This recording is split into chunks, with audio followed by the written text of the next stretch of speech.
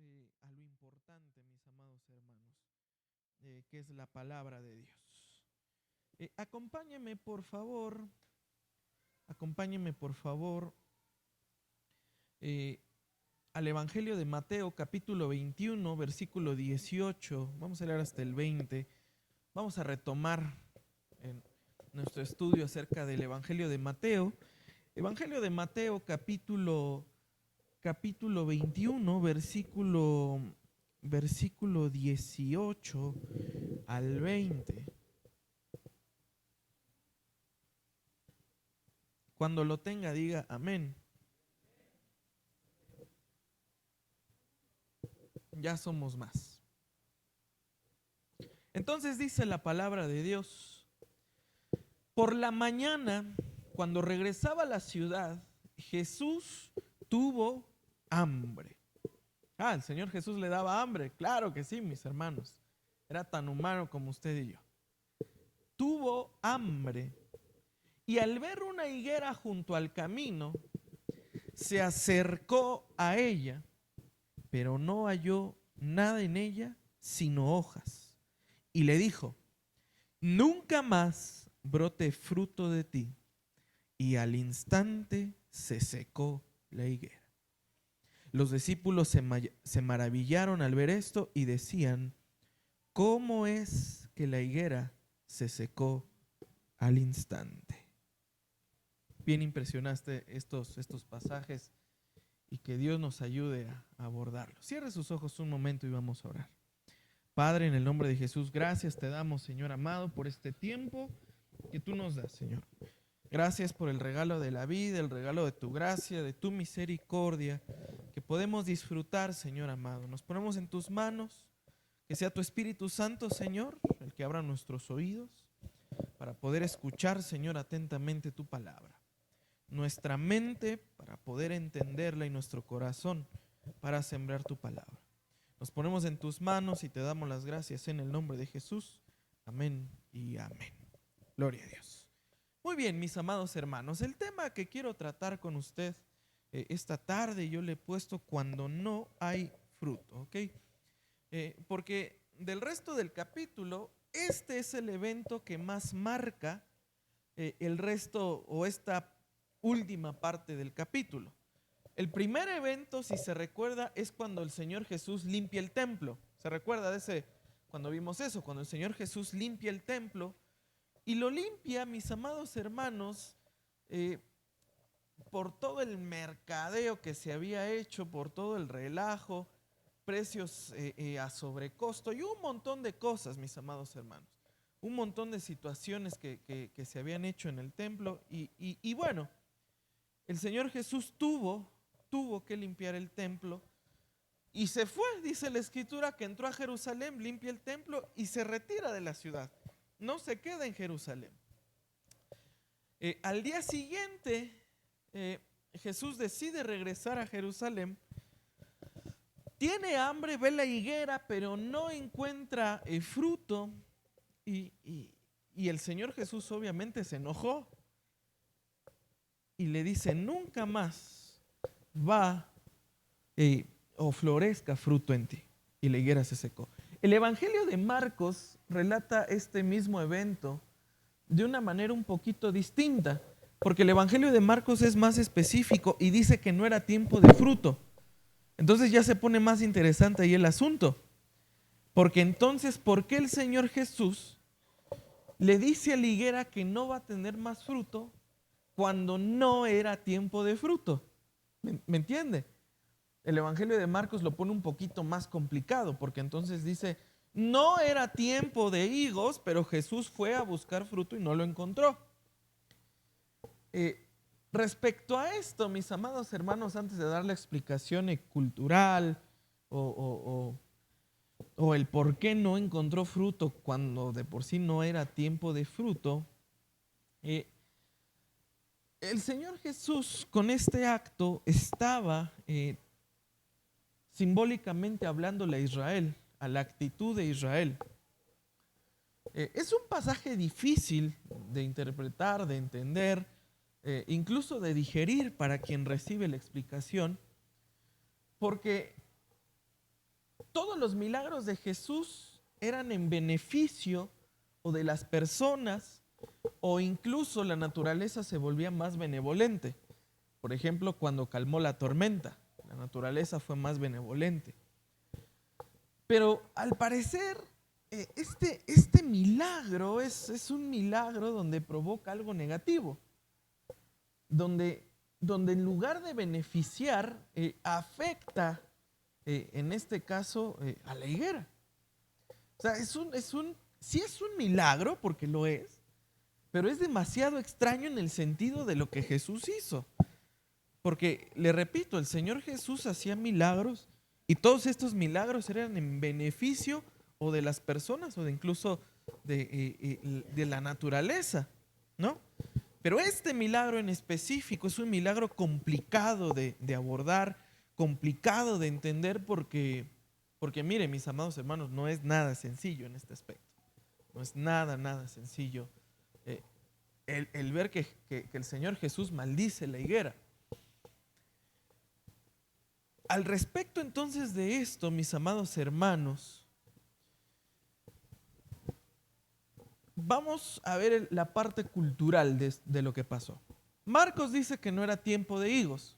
Y de hecho yo me recuerdo que alguna vez le hablé de esto, mínimo hace unos 2 años, pero vale la pena retomarlo. Lo platicamos desde la perspectiva de Marcos, pero esta vez vamos a abordarlo desde la perspectiva de Mateo.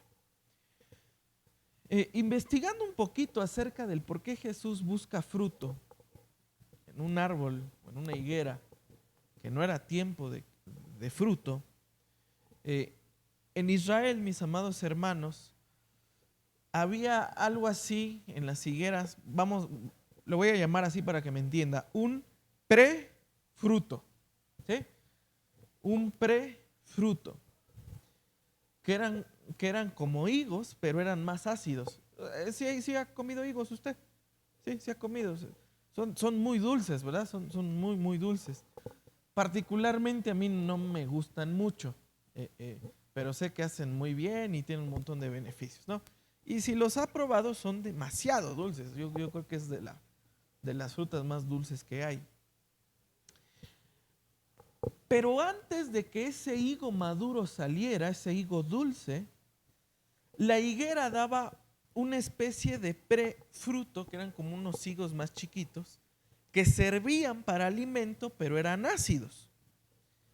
Y todos los agricultores de ese tiempo sabían que si daba ese fruto ácido, entonces quiere decir que cuando llegara su tiempo iba a dar buenos higos. Entonces Jesús no iba buscando higos. Jesús iba buscando ese fruto chiquito que daba porque tenía hambre y se lo iba a comer para saciar el hambre. Pero no iba buscando higos porque Jesús sabía que no era tiempo de higos. ¿Pero qué cree? No encontró entonces ese fruto que anunciaba que iba a dar un buen fruto. ¿Me entiende? Y los agricultores ya sabían que si ese fruto chiquito no se daba, para cuando llegara el tiempo de que diera los buenos higos, ya no los iba a dar. Esa higuera ya no iba a dar fruto. Entonces aquí ya empieza a tener sentido por qué Jesús dijo las palabras que dijo. Porque Jesús no iba buscando higos, iba buscando ese primer fruto que anunciaba que iba a dar buenos higos. Jesús no encuentra ese fruto y entonces le dice a la higuera, pues ahora nunca más vas a volver a dar fruto. Porque si no estás dando el fruto anterior, el fruto que viene después, ya no lo vas a dar. Entonces el Señor Jesús le dice, nunca más vas a volver a dar fruto. Es simbólico esto que Jesús hace, porque en el sentido de Israel, mis amados hermanos, era lo que Jesús estaba viendo de la higuera. Simbólicamente la higuera representa a Israel. ¿Y sabe qué estaba esperando Jesús de Israel? ya con toda esta explicación que le di? Fruto. Estaba esperando madurez de Israel. Estaba esperando que Israel correspondiera a los milagros del Señor Jesús. Estaba esperando que Israel, mi amado hermano, respondiera y dijera: Señor, voy a dar fruto de obediencia. Bueno, mira, Señor, la obediencia me cuesta. Mínimo voy a empezar con fruto de arrepentimiento, Señor. ¿Qué es lo que dice la Escritura, verdad? El fruto de arrepentimiento que tenemos que dar. Mira, Señor, no seré muy obediente ahorita al principio, Señor, me cuesta trabajo. Pero voy a empezar aunque sea con el fruto de arrepentimiento, Señor. En griego que dice metamorfo, el cambio de mente. Cuando empiezo con el cambio de mente, entonces mis obras van a empezar a cambiar, mis actitudes van a empezar a cambiar. Pero ¿qué pasa cuando el Señor entonces viene a la vida de alguien y no encuentra ni siquiera arrepentimiento?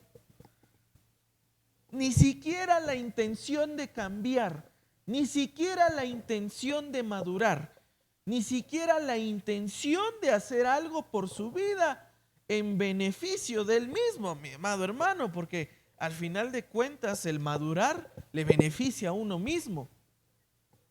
¿Qué pasa entonces cuando el Señor Jesús viene a nuestro árbol y no encuentra mínimo la intención de hacer algo bueno con nuestra vida? ¿Sabes cuál es el riesgo? De que el Señor Jesús diga: este si no da fruto ahorita, ya no lo va a dar nunca. Ese es el riesgo que se corre, mi amado hermano. Es algo, mi amado hermano, que uno se sorprende de tal manera, donde uno se pone a pensar: Señor, ¿qué vas a encontrar en mi árbol si vienes ahorita? Reflexiona un momento en eso. Si el Señor Jesús se acerca a nuestro árbol a ver qué fruto hemos dado, ¿qué va a encontrar, mi amado hermano? Si el Señor Jesús se acerca a nuestra higuera hoy o mañana, mire, no le digo fruto, la intención de dar fruto.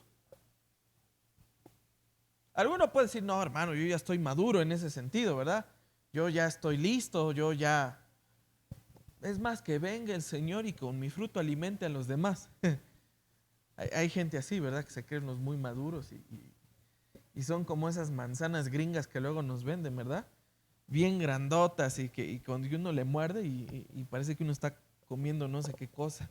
Dios nos guarde de lo que comemos, amado hermano, porque ahora hasta en la fruta uno no sabe ni qué se come. Pero que encuentre, mi amado hermano, mínimo la intención de cambiar. Mira, Señor, todavía no hay fruto. Todavía no maduro. Pero me estoy esforzando en cambiar, Señor. Me estoy esforzando en madurar. Me estoy esforzando, Señor. Estoy esforzándome, Señor, en cambiar mi carácter. Todavía no lo cambio. Si me aprietan estos 3 botones en este orden, Señor, reconozco que todavía me voy a aprender. Pero ya no es como antes, Señor. Todavía no está el fruto, pero está la intención. Ahora póngale nombre a lo que usted y yo necesitamos cambiar. Señor, necesito ser un buen padre, Señor. Todavía no lo logro como tal. Porque, pues, Señor, cuando el hijo nació del vientre de su madre, no venía con el manual, Señor. Y lo que mi madre me dijo que hiciera no me está resultando. Y a veces así pasa, ¿verdad? Dile esto, dile aquello y vas a ver cómo te va a hacer caso, y no le hace caso. Porque cada niño, cada niña es diferente. Y el padre se tiene que acoplar al carácter del hijo, ¿verdad? Porque resulta que no salió y los consejos a veces del papá o de los abuelos no jalan. ¿Por qué? Porque los tiempos cambian, el ambiente donde se desarrollan sus hijos es diferente al que usted se desarrolló, el tipo de ataques que utilizaba el diablo son otros, las tentaciones son otras. En esencia son las mismas, pero la manera de llegar son otras, ¿verdad? Y mire, incluso yo, mi amado hermano, ya cuando platico con muchachitos de 12 a 15, ya hay otros pecados que ni a mí se me hubieran ocurrido. ¿De verdad? Ya estoy entrando y dije, ay Señor, esto no lo conocía. Ya son otras maneras, amado hermano. Y uno dice, Señor, a lo mejor el fruto de enderezar a mi hijo en el camino todavía no lo logro, pero no se me ha soltado de las manos, Señor. Dame más tiempo. ¿Verdad? ¿En qué otra cosa necesitamos cambiar, mi amado hermano?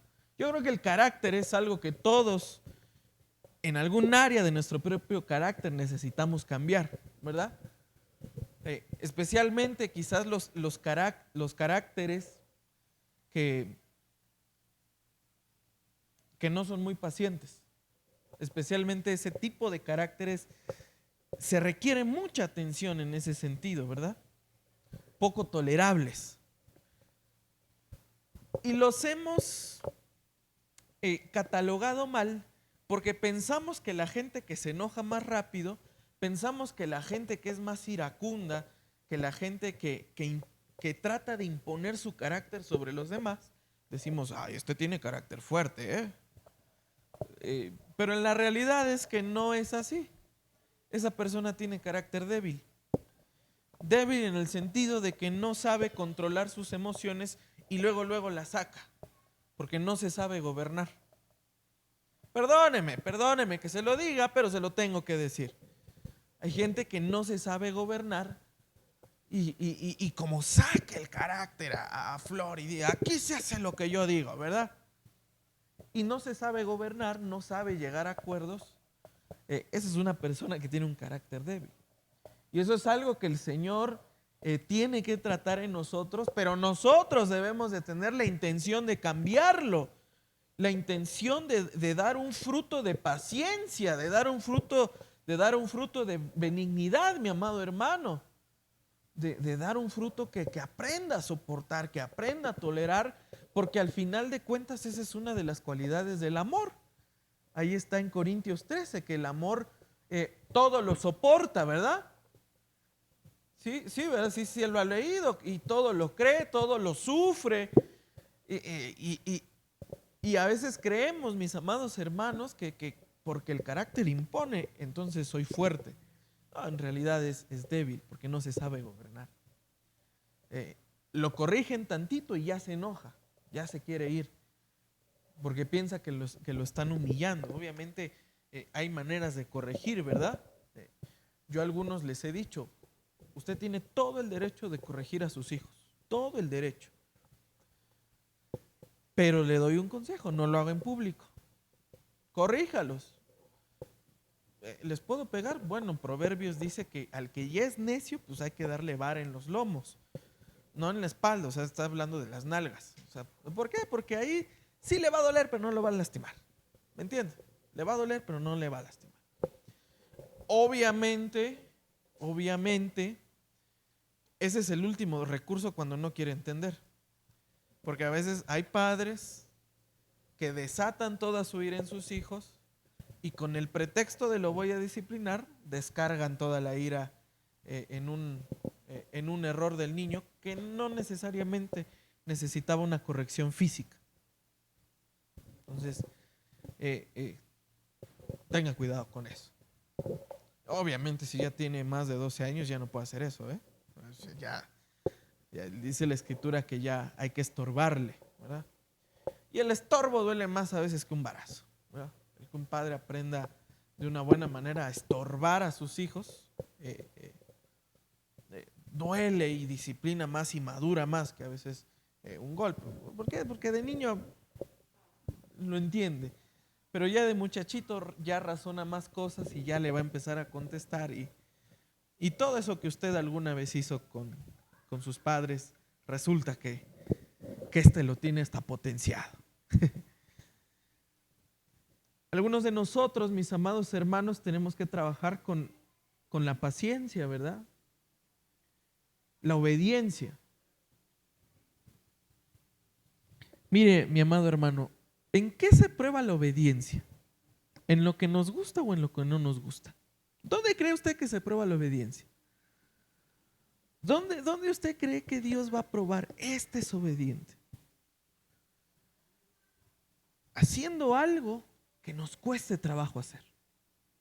Haciendo algo que aceptemos a la primera hacer. Ahí se prueba la obediencia, mi amado hermano. Obviamente Dios le dice a Abraham: sal de tu tierra y de tu parentela, porque yo te bendeciré en gran manera y te multiplicaré. Pues Abraham escucha todas las bendiciones. Claro que sí, Señor. Si vas a hacer todo eso, claro que me salgo. Pero ¿sabe dónde Dios probó la obediencia de Abraham? Cuando le pidió a su hijo. Ahí es donde le probó. Porque la obediencia se va a probar en cosas que le encantan y que no está dispuesto a soltar. Ahí se va a probar la obediencia. Cosas que usted ama y cuando el Señor le diga: suéltalo. No, Señor. Pero yo te digo que lo sueltes. Es ahí, amado hermano, donde el Señor nos prueba la obediencia. Porque uno puede decir: Señor, yo te voy a obedecer en todo, porque tú me has bendecido. Pero ¿qué tal cuando el Señor nos pide que hagamos algo y no hay bendición de por medio? ¿Y qué me vas a dar, Señor? ¿Y con qué me vas a bendecir, Señor? ¿Verdad? Pero ¿qué tal, mi amado hermano, cuando el Señor no da nada? Cuando hay bendición, claro, todos decimos amén, Señor, y te voy a seguir. Pero cuando se trata de soltar algo, mi amado hermano, ¿cómo cuesta ese trabajo? Y de esa misma manera, mi amado hermano, usted y yo somos como esa higuera. En este caso le tocó a Israel. Y lo peor que le pudo haber tocado a Israel es que el Señor Jesús le dijera: ya no vas a dar fruto. Ya no espero de ti fruto. Eso es gravísimo, amado hermano. Porque la última instancia es que el Señor nos deseche. Pero, amado hermano, usted y yo todavía estamos en un muy buen tiempo de decirle: Señor, dame la oportunidad de dar fruto, Señor. O algunos de nosotros, amado hermano, quizás le podemos decir: Señor, dame la oportunidad de, aunque sea, empezar con la intención de querer dar fruto. No de darlo, Señor, que reconozco que a lo mejor ni siquiera he empezado. Pero dame la oportunidad de tener la intención, aunque sea, de querer dar fruto. Porque bien lo dice la Escritura, mi amado hermano, que el Señor pone en nosotros el querer, el deseo. Pero no nada más se queda en el deseo, sino que el Señor nos pone a obrar lo que pone en nuestro corazón. Versos del 21 al 22, mi amado hermano, dice la Escritura.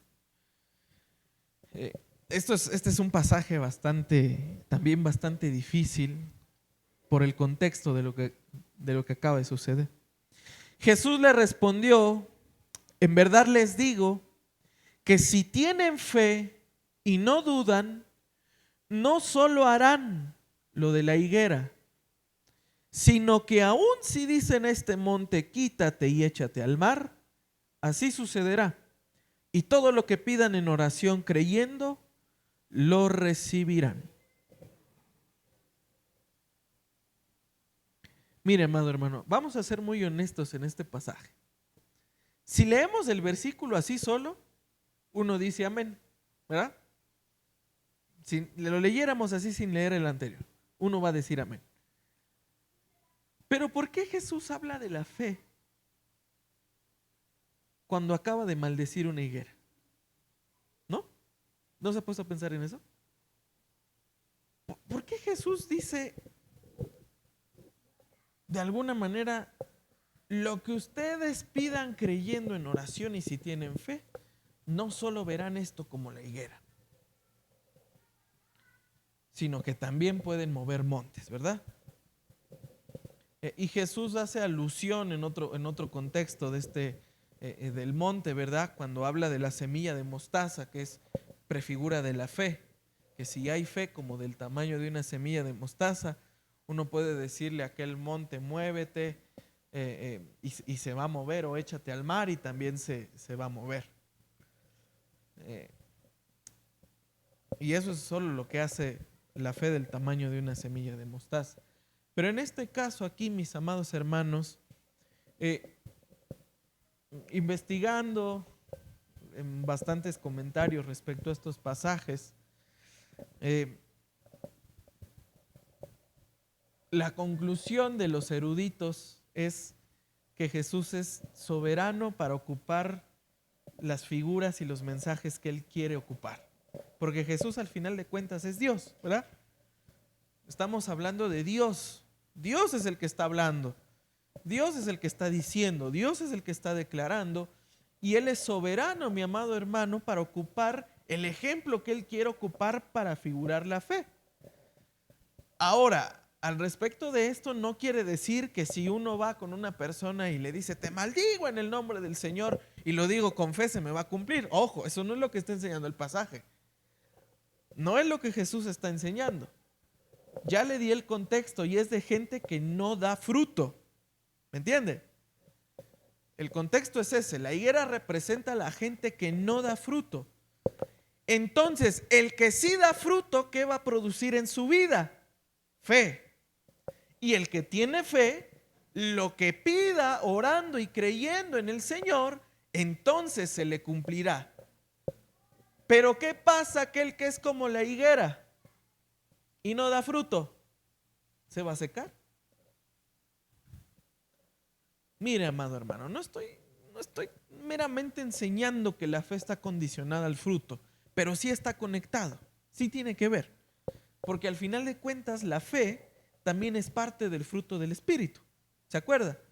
En Gálatas capítulo 5, la fe es parte del fruto del Espíritu. Entonces, vamos a ponerlo de esta manera. Vamos a ponerlo de esta manera. Gente que no está comprometida con Dios, gente que en su corazón no tiene ni la más mínima intención de cambiar, le llega un problema y ese día se acuerda de Dios y le dice, Señor, ayúdame que tengo esta situación, y Dios no le ayuda. Y luego viene a quejarse a la iglesia, es que Dios no me ayudó. Es que Dios me odia y estoy enojado con Dios porque no me respondió mi oración. ¿Sí ha escuchado ese tipo de gente? ¿Sí conoce de esos? Yo sí conozco a varios, ¿verdad? No, a la iglesia no, hermano, no tengo tiempo yo de ir a la iglesia, tengo mucho trabajo, tengo cosas que hacer. Ah, pero cuando el Señor lo mete al desierto y lo deja ahí en el desierto y no lo saca un buen rato, no, es que Dios me odia, es que estoy enojado con Dios. Estoy enojado con Dios porque se llevó a mi tatarabuelo de 130 años, tan joven que era. Mire, hermano, aunque no lo crea, conozco gente que está enojado con Dios porque se llevó a gente, mi amado hermano, que ya estaba en tiempos extra, que ya, o sea, usted le preguntaba al abuelo y decía, que yo abro mis ojos y yo pienso que estoy en la gloria y todavía sigo con esta señora aquí enfrente. Ya quiero que Dios me lleve. Y el día que se van, mis amados hermanos, de verdad, el día que se van, uno que los escuchó, uno que estuvo ahí diciendo, Señor, le respondiste su oración, ¿no? Pero no falta aquel que dice, tan joven que era, tantos años le faltaban. Sí, porque usted no ha tenido la vida de él, ¿verdad? Vienen a la iglesia, estoy enojado con Dios porque se llevó. Estoy enojado con Dios porque no sanó. Estoy enojado con Dios porque aquello, porque el otro. Y la pregunta, mi amado hermano, aquí sería la siguiente. ¿Y usted qué fruto dio para que generara fe en su vida y lo que le pidiera a Dios se lo respondiera? ¿Generó fruto de fe en su vida?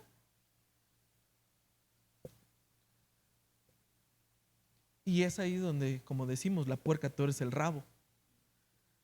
No, es que Dios me tiene que responder aunque yo no le corresponda a Él. No, si no se trata de eso. El amor de Dios, claro que es incondicional. La salvación, claro que es incondicional. Pero Dios no es su bombero. Dios no va a estar atendiendo cualquier cosa que usted necesite cuando usted quiera. Si el Señor no es su sirviente. Dios no está esperando, sí, pídeme lo que tú quieras, yo te lo respondo. Aunque jamás hagas algo por el bien del evangelio, yo te lo voy a responder. Es que estoy enojado con Dios. Pero ¿qué fruto de fe generó? ¿Qué fruto de fe encontró el Señor Jesús en nuestra higuera? ¿Me entiende, amado hermano? ¿Hacia dónde va esto? Entonces, ¿qué es lo que Jesús les está enseñando aquí a los discípulos? ¿Qué es lo que Jesús está enseñando aquí, mis amados hermanos? Jesús está diciendo al respecto de esto. El que generó fruto va a tener fe y lo que le pida a Dios se lo va a responder. Pero el que no generó fruto, no le vaya a pasar como la higuera, que no va a generar fruto nunca en su vida. La pregunta es entonces, ¿de qué lado vamos a estar usted y yo? Aquí viene entonces esa pregunta. ¿De qué lado vamos a estar nosotros, amado hermano? Porque a lo mejor con esto que le estoy diciendo ya le estoy contestando alguna pregunta que alguna vez en su vida se hizo. ¿Por qué Dios no me responderá esto? Una posible respuesta es esta. ¿Qué fruto ha generado usted de fe para que entonces su oración sea contestada? La otra posible respuesta es que Dios esté probando su paciencia. Es que sí tiene fe, sí da fruto de fe, pero Dios no le responde porque Dios está probando su paciencia. Esa es la otra posible respuesta. Y la otra posible respuesta es que está pidiendo mal. Esa es otra. Porque también lo dice la Escritura, porque no sabemos pedir como conviene.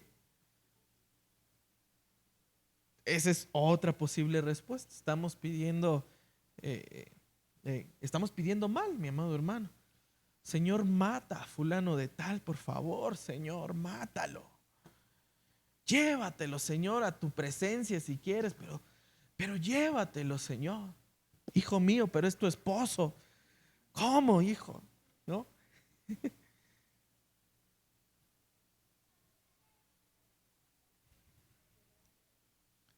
Dios nos ayude, mi amado hermano, respecto de esto. Verso 23. Pasamos a otro contexto diferente. Dejamos a la higuera ya seca, llegamos a Jerusalén y ya llegamos al templo. Fíjense, cuando Jesús llegó al templo, los principales sacerdotes y los ancianos del pueblo se acercaron a él mientras enseñaba diciendo: ¿con qué autoridad haces estas cosas? ¿Y quién te dio autoridad? Fíjese qué interesante pregunta, ¿verdad? Le hace la gente del templo. Porque bueno, recuérdese que un día anterior había corrido a todos los vendedores del templo y a los cojos los sanó, a la gente que estaba enferma los sanó, y Jesús les dijo: métanse a la parte del templo que les corresponde a ustedes. Vayan a adorar a Dios con todos los judíos. Porque recuérdese que los enfermos los ponían en otro lugar y los sanos sí podían entrar a adorar y los enfermos no. Jesús los sana y les dice: vayan a adorar a donde tienen que ir. Llega Jesús al otro día y ahora sí con más calma se le acercan y dicen: ¿con qué autoridad vienes y haces todas estas cosas? ¿Y quién te dio la autoridad de hacerlo? Mire, esa pregunta era una pregunta capciosa, si lo queremos llamar así. Como le llamamos a veces, pregunta buscapiés, ¿verdad? Hacemos una pregunta, pero en realidad buscamos una respuesta a otra pregunta que no queremos hacer. Entonces nos inventamos un pretexto, preguntamos una cosa para que nos den la respuesta de otro. Eso es buscapiés, ¿no? Como les decimos. Tiramos el dado a ver qué sale. aquí, mis amados hermanos, si Jesús afirmaba tener autoridad como el Hijo del Hombre o el Hijo de Dios, lo iban a acusar de blasfemia. Entonces, los sacerdotes iban a decir, ya tenemos de dónde agarrarlo y de dónde acusarlo. Pero si Jesús respondía, la autoridad que tengo viene de la misma ley que ustedes han enseñado, se desacreditaban los escribas, porque estaban diciendo, híjole, enseña lo mismo que nosotros, entonces ya nos desacreditamos nosotros. O sea, nosotros mismos ya nos dimos un tiro en la pata, como se suele decir, ¿verdad? Entonces Jesús, muy astutamente, como buen judío que era, responde con otra pregunta. Eso es muy clásico de la cultura judía, muy, muy clásico. Si usted se pone a platicar con un judío, pero un judío de verdad, no un judío de los que dicen, es que yo soy judío, no, un judío de verdad. Porque bien uno puede llegar y decir, ay, sí, yo soy judío, Shalom, Baruch Hashem, Adonai, y ya con unas 2, 3 palabras en hebreo se lo da. Con uno que sabe. Y usted se pone a platicar con él, el judío generalmente le responde con preguntas, porque ellos están acostumbrados al debate, y para que se genere debate se requiere aventar preguntas a la mesa, ¿verdad? Eso es muy común de las conversaciones judías. Te digo una pregunta y él me contesta con otra, y así se empieza a generar el debate. Ese es muy de judíos. Entonces, fíjese, versos del 24 al 26. Y Jesús le respondió, yo también les haré una pregunta, que si me la contestan, yo también les diré con qué autoridad hago estas cosas. Fíjense, Jesús les dice, a ver, les voy a dar una pregunta también a ustedes. Y si me la saben responder, les contesto su pregunta que me hicieron primero. Muy de judíos. Y por eso aceptaron. ¿De dónde era el bautismo de Juan? ¿Del cielo o de los hombres? Fíjese qué pregunta tan más sencilla, pero a la vez tan compleja. Y ellos discutían entre sí diciendo, si decimos del cielo, él nos dirá, entonces ¿por qué no le creyeron? Y si decimos de los hombres, tenemos a la multitud, porque todos tienen a Juan por profeta. Recuérdese que esta discusión se generó en público y Jesús estaba entre multitud, y si esos locos decían de los hombres, la gente se les iba encima. O sea, no era algo sencillo, mis amados hermanos. No fue algo así de cualquier pregunta al respecto. ¿Por qué Jesús metió a Juan en la discusión? ¿Porque eran familiares? Tal vez. Pero si se recuerda cuando leímos Mateo en los primeros capítulos, cuando Jesús fue bautizado, ¿sí se acuerda qué otras gentes había en el bautismo de Juan? ¿Qué otro tipo de gente había? Había fariseos, había escribas, había saduceos y todo tipo de gente conocedora de la ley. Si Juan no venía con autoridad del cielo, entonces ¿por qué los fariseos lo respetaban? ¿No? Entonces aquí va la respuesta. O sea, Jesús les causó confusión en el sentido diciendo, a ver, si yo junto con Juan estoy de acuerdo en el bautismo y en la doctrina, y ustedes también estaban de acuerdo con Juan en su manera de bautizar, ¿por qué vienen y me dicen que mi autoridad no viene del cielo? Si con Juan sí estaban de acuerdo. Más o menos me estoy dando a entender. En pocas palabras, Jesús estaba diciendo, ¿por qué a Juan sí le reconocen la autoridad y a mí no? Si tenemos la misma doctrina.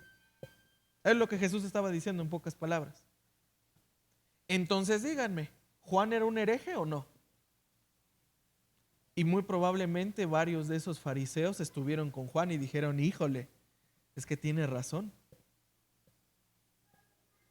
Si contestamos que el bautismo de Juan es del cielo, entonces nos estamos respondiendo nosotros mismos que la autoridad de Jesús es del cielo. En pocas palabras eso. Si decimos, no, el bautismo de Juan es de Dios, entonces le estaban reconociendo a Jesús la autoridad de parte de Dios.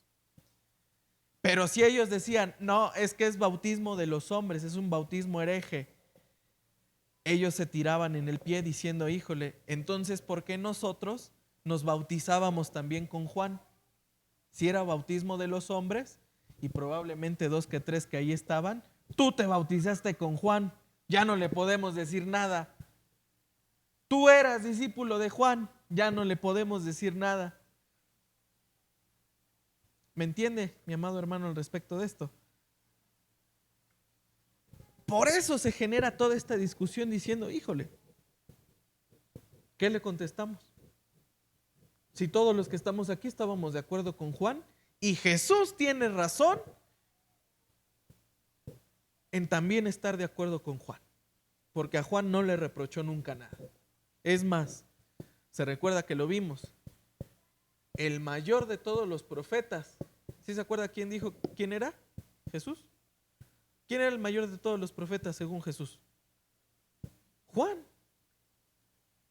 De entre todos los profetas no hay mayor que se haya levantado como Juan. Y aún así, en el reino de los cielos es el menor. Wow, qué cosa tan más, qué declaración tan más fuerte.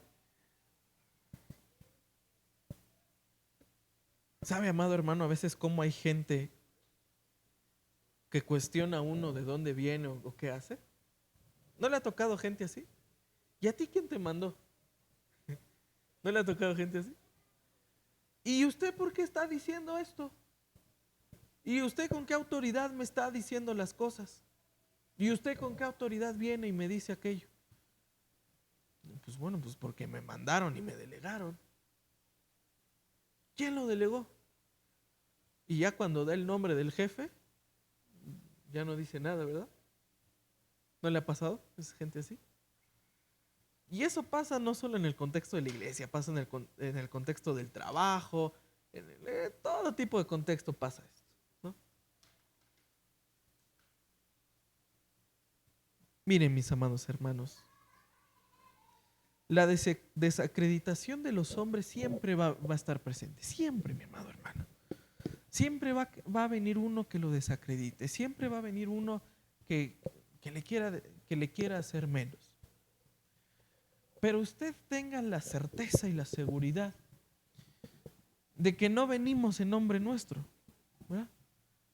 No hacemos las cosas en el nombre nuestro, en el nombre de, incluso en el nombre de la iglesia. Lo hacemos en el nombre del Señor porque Él fue el que nos mandó. No es ni el nombre de una iglesia, ni el nombre de un pastor, ni el nombre de un ministro, ni el nombre de nadie, amado hermano, porque al final de cuentas todos seguimos siendo hombres, que pecamos, que tenemos necesidades, que fallamos, que tenemos debilidades, y que si no es el Señor que nos sustenta, nosotros no vamos a poder hacer nada. Entonces, mi amado hermano, no se desilusione, no se acongoje su corazón, no se entristezca su corazón porque lo humillaron. ¿Y usted qué? Usted ni es nadie, usted ni hace nada, usted toda la vida hizo esto, hizo aquello, y ahorita resulta que lo ponen de líder, ahorita resulta que lo ponen de encargado. Pues fue el Señor el quien lo llamó, fue el Señor el quien lo puso, fue el Señor el quien confirmó. Y el trabajo que ahorita desarrolla y desempeña lo hace en el nombre del Señor. Recuérdese, amado hermano, al respecto de eso, uno no tiene la autoridad de mandar a la gente, de maldecir a la gente, porque la autoridad se emerge de la misma palabra de Dios. Y todos estamos sujetos a la autoridad de la palabra de Dios. Si está en la Biblia, lo obedecemos. Si no está en la Biblia, simplemente lo desechamos. ¿Verdad? Es que Dios me dijo esto. Ok. ¿Y eso que Dios le dijo está en la Biblia? No. Pues yo que usted me ponía a analizar si fue Dios el que le dijo, o fue su emoción, o fueron los tacos de anoche. Porque no creo que Dios haya venido y le haya dicho tal cosa. Porque luego, amado hermano, luego salen con cada incoherencias de verdad, amado hermano. Y ahí le están arruinando la vida a la gente porque le creyó a un sueño, le creyó a un desconocido que vino. Un consejo: escuche, pero compruebe con la palabra.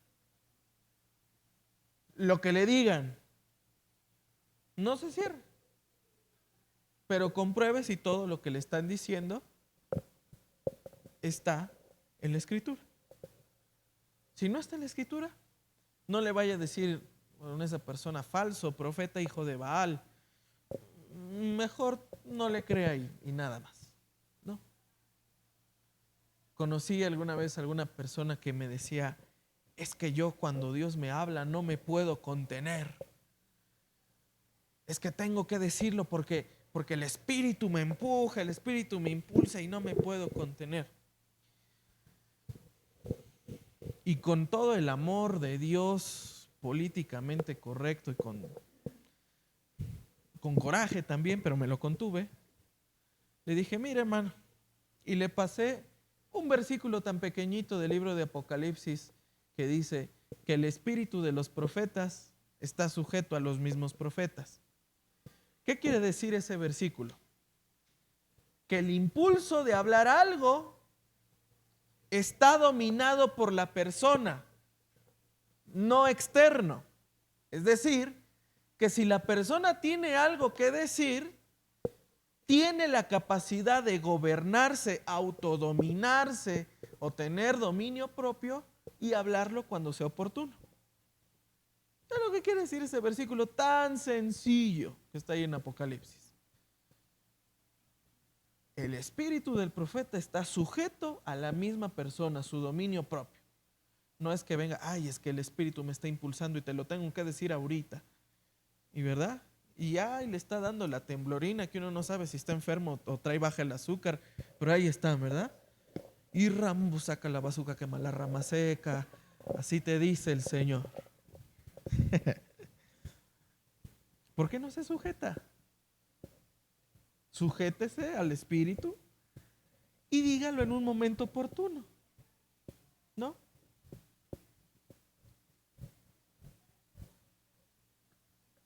Dios nos ayude, mi amado hermano.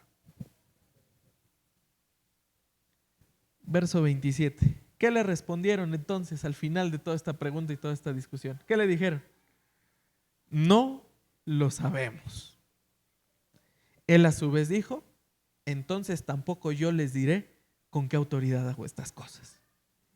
Así los termino callando. Dios de mi vida. Versos del 28 al 32 y termina con esta parábola, mi amado hermano.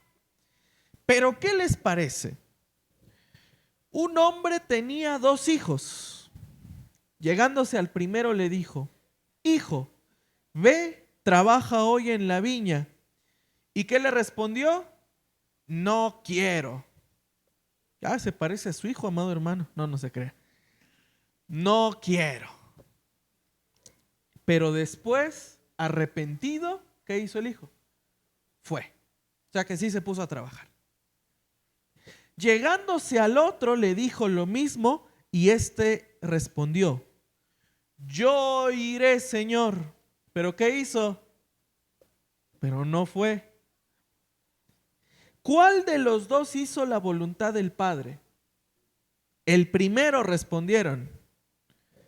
Jesús les dijo: en verdad les digo que los recaudadores de impuestos y las rameras entran en el reino de Dios antes que ustedes. Porque Juan vino a ustedes en camino de justicia y no le creyeron, pero los recaudadores de impuestos y las rameras sí le creyeron.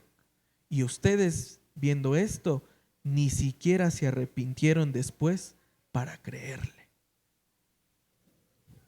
Qué palabras tan más fuertes, mis amados hermanos.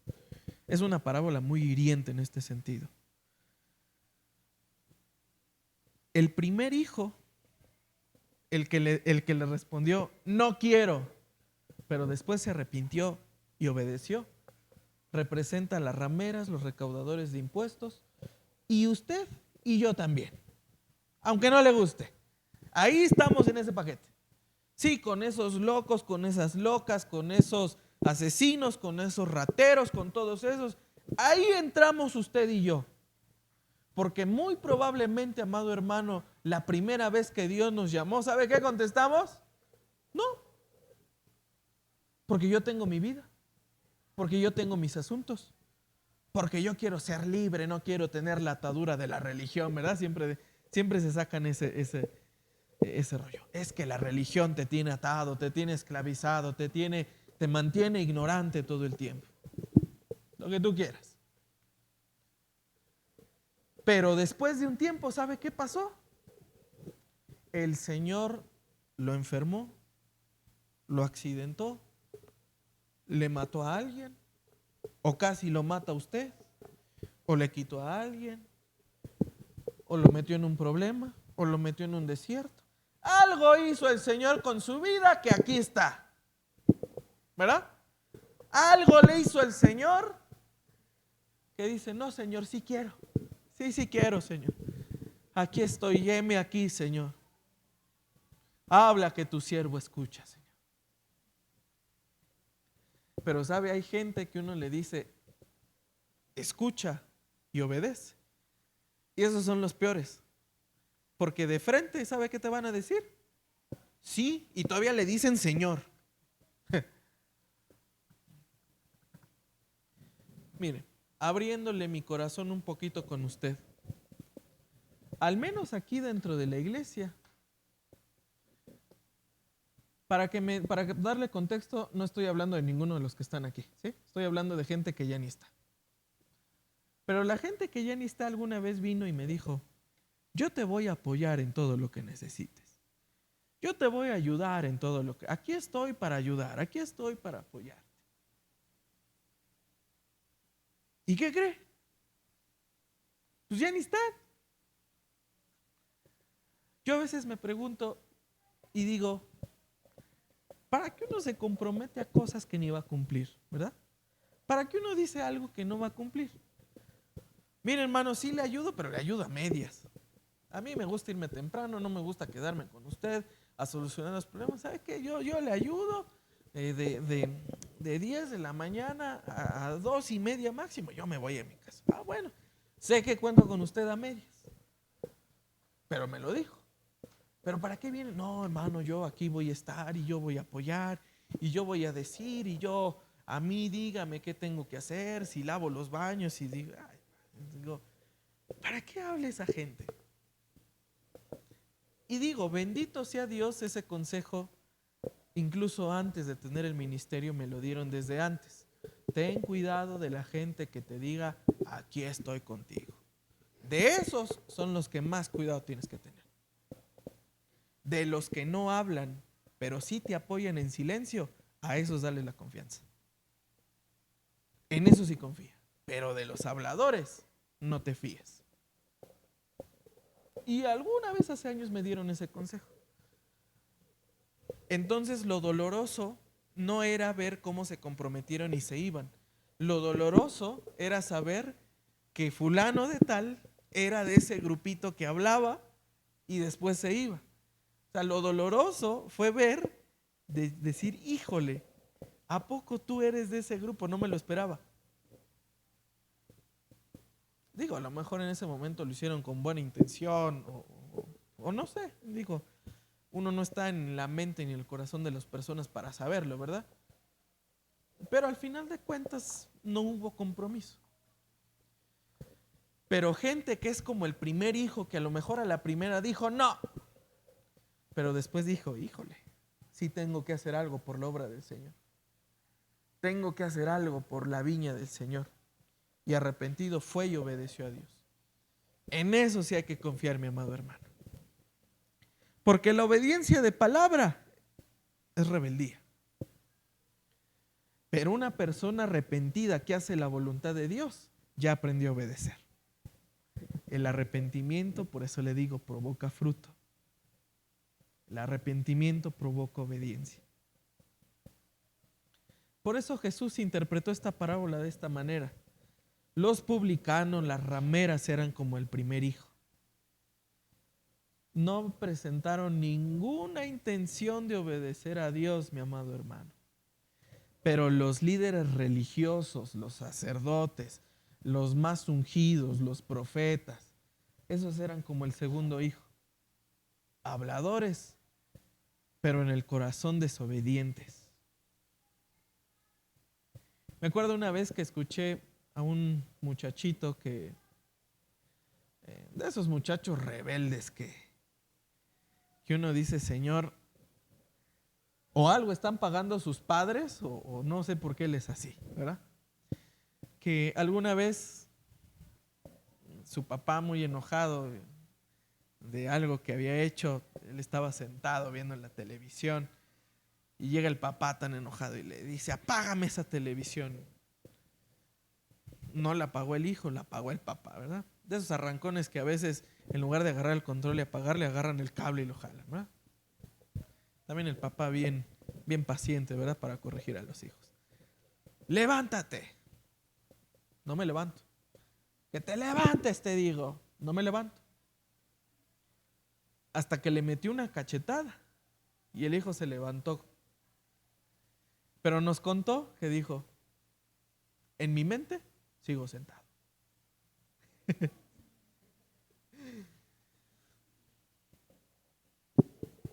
En actos, probablemente hizo lo que su padre quería, pero en el corazón no estaba la más mínima intención de hacer algo con su padre, ¿verdad? O de obedecer. Hay otro tipo de obediencia que escuché un pastor que le llamaba los suspiros de Dios. ¿Qué son los suspiros de Dios? En Isaías capítulo 6 expresa la visión del profeta que dice que vio el trono de Dios, ¿verdad? Con los serafines que cantaban. Pero se escucha la voz de Dios diciendo, ¿quién irá? ¿Quién irá en el nombre del Señor y hablará todas estas cosas? Esos son los suspiros de Dios. Donde Dios no dice, tú veías esto, tú veías aquello. El Señor abre la intención y espera que uno diga, yo Señor. Otro ejemplo lo daba con David, que cuando estaba en la cueva de Adulam, dice la escritura que también tuvo hambre y que David expresó y dijo, cómo quisiera probar las mieles del valle. Entonces sus valientes, dice la escritura, que fueron y le trajeron miel a David. Pero la pregunta es, ¿David dio la orden? No, solamente expresó el deseo. Pero sus valientes dijeron, voy a atender a mi Señor. Esos son suspiros de deseo. O está como cuando usted le dice a su hijo, hijo, la toalla está tirada en el piso. Ah, sí, papá, ya la vi, está tirada en el piso.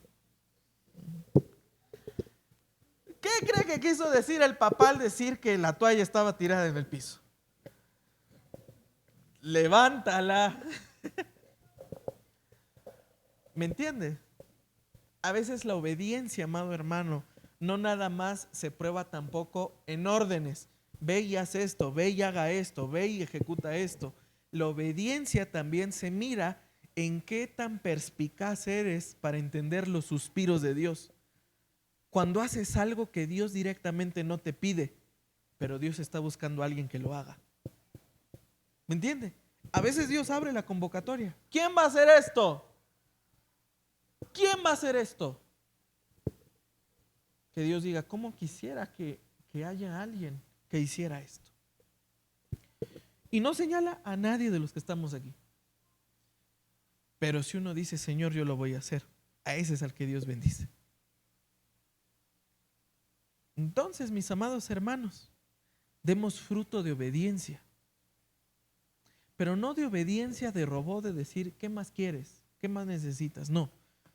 Obediencia de los suspiros de Dios. De que aunque Dios no dé la orden, nosotros hagamos su voluntad. De que aunque Dios no pide específico quién, uno diga, Señor, yo lo voy a hacer. Dice amén. Póngase de pie.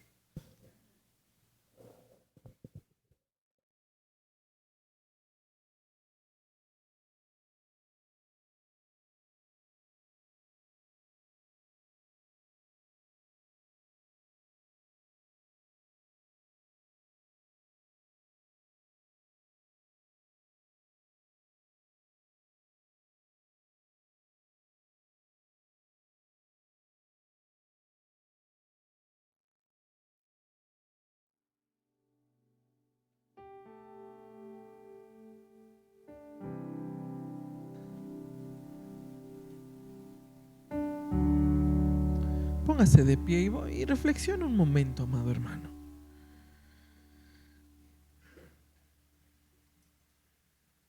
Reflexiona un momento, amado hermano, sobre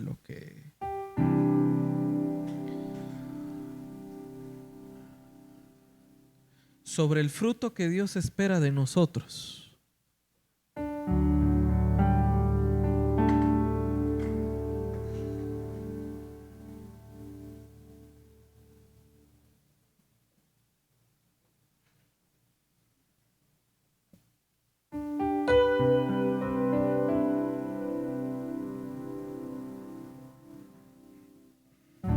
Y reflexione un momento y dígale: Señor, ¿qué fruto he dado, Señor, en este tiempo? Señor, ya estoy viviendo el segundo mes de este año, Señor. El tiempo está avanzando, Señor.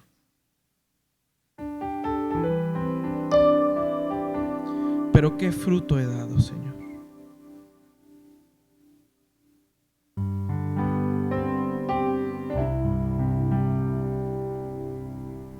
¿Qué fruto hemos dado, mi amado hermano?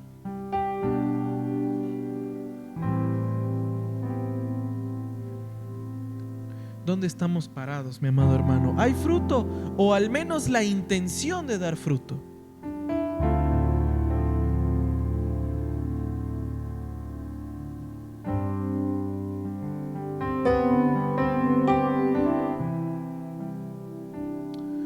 Señor, perdóname si en mi vida, Señor, si te acercas a mi higuera no hay fruto, Señor.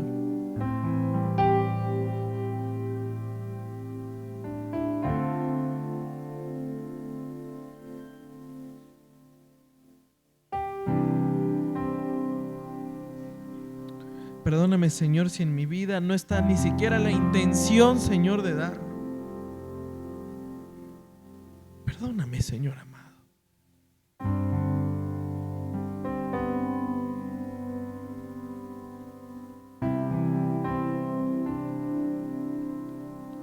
Perdóname, Señor, si en mi vida no he dado el fruto que tú esperas de mí, Señor.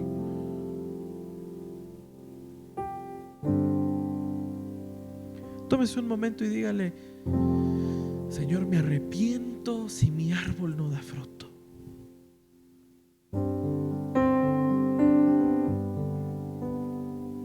Perdóname, Señor.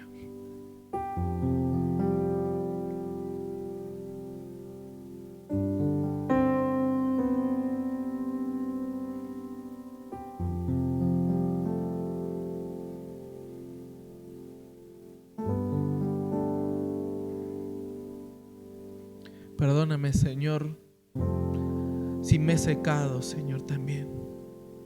Pídale perdón, amado hermano. Reflexiona un momento y pídale perdón, Señor. Perdóname si ya ni siquiera el agua, Señor, ha pasado por mi vida, Señor, porque yo no me he alimentado de tu palabra, Señor.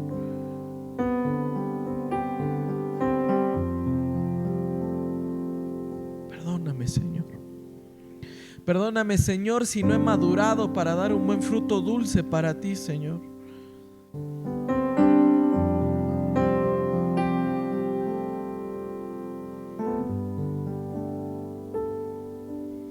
Perdóname, Señor, si este valle ya se secó, Señor. Perdóname, Señor.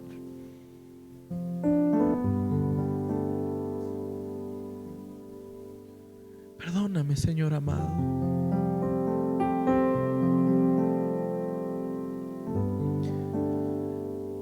Quizás, amado hermano,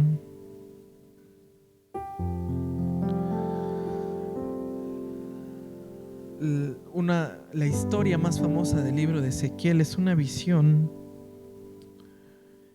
que tuvo en el Valle de los Huesos Secos, si se recuerda. Dice la escritura que tuvo una visión y vio un valle de huesos secos. Y el Señor le preguntó: ¿crees que se puedan volver a levantar? Para lo que el profeta respondió: Señor, solo tú lo sabes.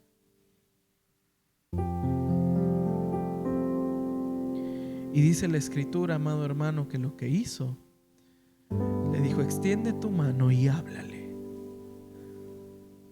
Y dice la escritura que los huesos empezaron a formar músculo hasta que se hizo un ejército. Al respecto de eso, entonces, mi amado hermano, no sé si usted alguna vez se ha hecho esa pregunta: Señor, ¿puede mi vida volver a florecer una vez más? Lo voy a decir de esta manera: ¿puede mi vida volver a tener vida una vez más? Y la respuesta es sí, mi amado hermano. Porque el Señor es grande en misericordia y lento para la ira. Y si usted está dispuesto a que el Señor lo restaure, Dios lo va a cambiar, mi amado hermano. Levante sus manos un momentito, solo un momentito más. Espíritu de Dios, ven y sopla de los cuatro vientos, y estos huesos vivirán.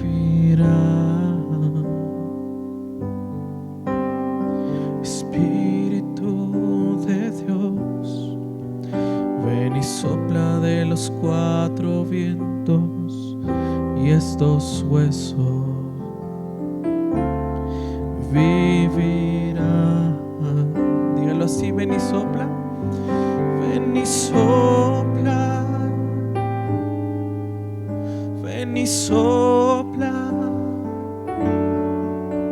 Santo Espíritu de Dios, ven y sopla en mí. Ven y sopla, ven y sopla. Santo Espíritu de Dios, ven y sopla en mí. Espíritu de Dios, dígalo: ven y sopla de los cuatro vientos, y estos huesos vivirán. Dígalo con todo su corazón: Espíritu de Dios, ven y sopla de los cuatro vientos, y estos huesos vivirán. Dígale: ven y sopla, ven y sopla, ven y sopla. Santo Espíritu de Dios, ven y sopla en mí. Dígaselo: ven y sopla, ven y sopla. Santo Espíritu de Dios, ven y sopla en mí. ¿Dónde necesita el soplo del Espíritu, amado hermano? Lo necesita en su familia. El Señor puede soplar en su familia. Lo necesita sobre su matrimonio. El Señor puede soplar en su matrimonio y volver a restaurarse. Lo necesita sobre sus hijos. El Señor puede volver a soplar sobre sus hijos y su corazón va a regresar a casa, amado hermano. Lo necesita sobre sus finanzas, sobre su economía, amado hermano, sobre su trabajo, sobre su vida espiritual, sobre su cuerpo, amado hermano, sobre su alma. El Señor puede volver a soplar vida una vez más. El Señor, amado hermano, puede volver a soplar vida sobre su vida propia, amado hermano. Puede volver a darle un corazón de carne para que sienta su presencia. Puede volver a restaurar su alma, amado hermano, para que esté sensible a su presencia. Pero tenemos que reconocer, amado hermano: Señor, yo quiero que soples. Señor, necesito de tu soplo.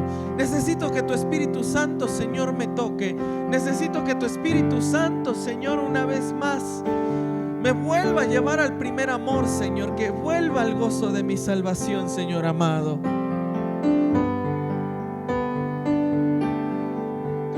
Ven y sopla.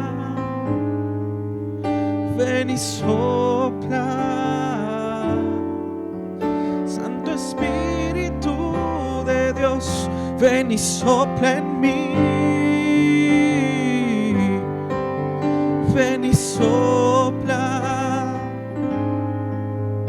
Ven y sopla. Santo Espíritu de Dios, ven y sopla en mí. Padre, en el nombre de Jesús, Señor, delante de ti, Señor amado, está nuestro corazón, nuestra vida, Señor, todo lo que somos. Delante de ti, Señor amado, también está nuestra familia, nuestro matrimonio, nuestros hijos, nuestro trabajo, Señor, nuestra vida espiritual. Íntegro, Señor, nos presentamos delante de ti. Probablemente, Señor, en nosotros necesitemos un soplo de tu Espíritu en el valle de nuestra vida, Señor. Necesitamos el soplo de tu Espíritu, Señor.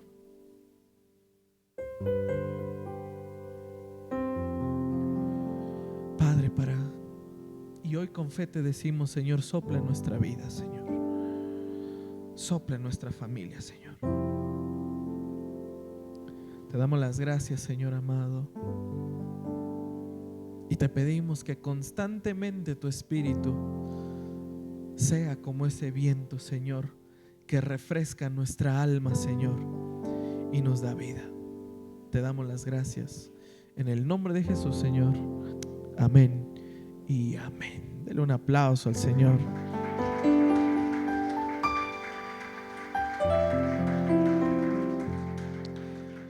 Gloria a Dios.